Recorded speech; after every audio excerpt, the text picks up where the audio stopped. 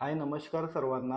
आजचा टॉपिक हेच आहे की लाडकी बहीण योजना आणि संजय गांधी योजना हे दोन योजना अलग अलग आहेत. पहिले तर मी या योजनेबद्दल तुम्हाला सांगतो. लाडकी बहिणी तर सर्वांनाच माहिती असेल योजना काय आहे, ती कशा पद्धतीने आहे. ती जे 21 वर्ष ते 65 च्या मध्ये असतील त्यांना ती योजनाचा लाभ भेटतो.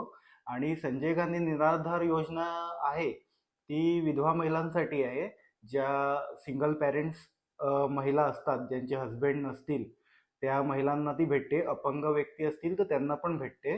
पण आज व्हिडिओ बनवायचा टॉपिक याचसाठी आहे कारण की अनेक महिलांनी आहे ना, लाडकी बहिणीच्या मध्ये पण त्यांनी ऍप्लिकेशन केलेलं आहे आणि त्यांना संजय गांधी योजना पण भेटत होती.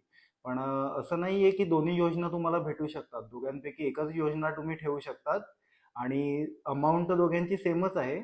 पण बऱ्याच महिलांना आहे ना, ते येतात की भाऊ आमचे आहे ना लाडकी बहिणीचे पैसे बंद झालेत आणि संजय गांधीचे पण पैसे बंद झालेत, कारण की तुम्ही दोघ्या ठिकाणी अर्ज केले असल्यामुळे तुम्हाला ती योजना भेटत नाही. मग ज्यांचा कोणाचा ते प्रॉब्लेम आहे की ते सिंगल महिला आहेत, ज्यांचे हस्बंड नाही आहेत या ते अपंग आहेत, अशा ज्या महिला आहेत ज्यांनी लाडकी बहिणीमध्ये अर्ज केलेला आहे, तर त्यांना ते योजना बंद करावं लागेल. तेव्हाच ती संजय गांधी योजना त्यांना भेटेल.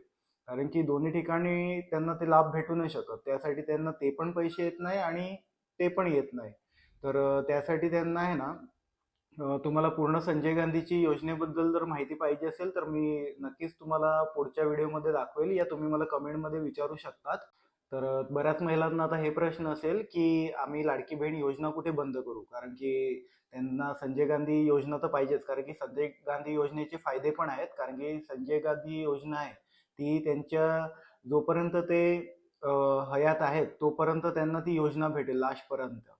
यासाठी आहे ना, त्यांच्यासाठी तर बेनिफिट हाच आहे की जे सिंगल मदर आहेत, ज्यांचे हस्बंड नाहीये, या जे अपंग महिला आहेत, त्यांच्यासाठी तर बेनिफिट जास्त करून संजय गांधी योजनेसाठीच आहे. तर त्यांना तीच योजना चांगली आहे की ठेवली तर लास्टपर्यंत. तर त्यांनी लाडकी बहीण योजना बंद केली तर ती त्यांना लाभ भेटेल. आणि अनेक महिला अशा आहेत ज्यांना संजय गांधी योजनेबद्दल माहिती नाहीये.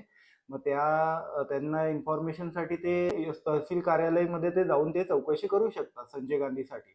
आणि त्यांना लाडकी बहीण योजना बंद करायची असेल तर त्यांच्या जिल्ह्यामध्ये महिला व बाल विकास हा विभाग असेल, तिथे ते जाऊन लाडकी बहीण योजना हे बंद करू शकतात. त्यानंतर त्यांना लेटर देतील आणि त्यानंतर त्यांची संजय गांधी योजना आहे ती चालू होईल. तर मी तुम्हाला एक फॉर्म महिलाचं ओपन करून पण दाखवतो की संजय गांधी आणि लाडकी बहीण हे दोन्ही फॉर्म मध्ये जर अर्ज केले तर काय प्रॉब्लेम होऊ शकतो, ते पण मी तुम्हाला एका फॉर्म मध्ये ओपन करून दाखवतो. जसं की तुम्ही आता बघू शकतात, मी एका महिलाचा फॉर्म ओपन केला आहे. पण आता त्यांचा रिजेक्ट असं ॲप्लिकेशन झालेलं आहे. त्याचं कारण पण आहे तुमच्यासमोर की संजय गांधी असल्यामुळे त्यांचा आता रिजेक्ट झाला आहे.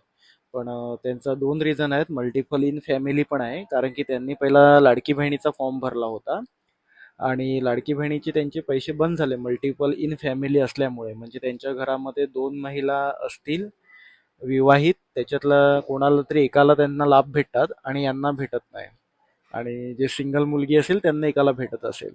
मग रेशन कार्डवर जास्त महिला असल्यामुळे त्यांचा फॉर्म एकाचा रिजेक्ट झालाय. तर ते मला विचारलं होतं त्यांनी की काय करावा. तर त्यांचा प्रॉब्लेम होता की ते विधवा महिला होते, म्हणजे त्यांचे मिस्टर नव्हते. तर त्यामुळे त्यांना मी सजेशन दिला की संजय गांधीमध्ये तुम्ही भरू शकतात.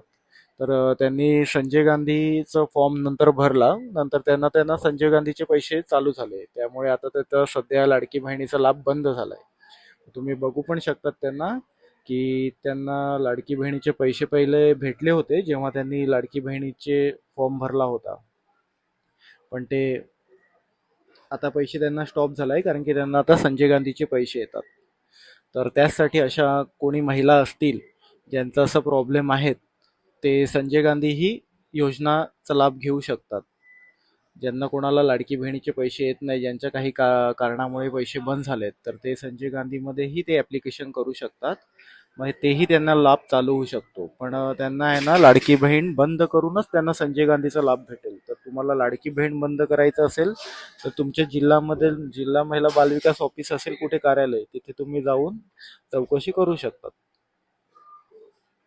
तुम्ही दाखवल्याप्रमाणे बघितलंच असेल की नक्की काय प्रॉब्लेम येतो. तर तुमच्या ज्या महिलांचा तसा प्रॉब्लेम आहे ना, तर त्यांच्यासाठी बेनिफिट आहे की संजय गांधी योजनेचाच त्यांनी लाभ घ्यावा आणि लाडकी बहीणचा लाभ त्यांनी बंद केला तर त्यांच्यासाठीच बेनिफिट आहे.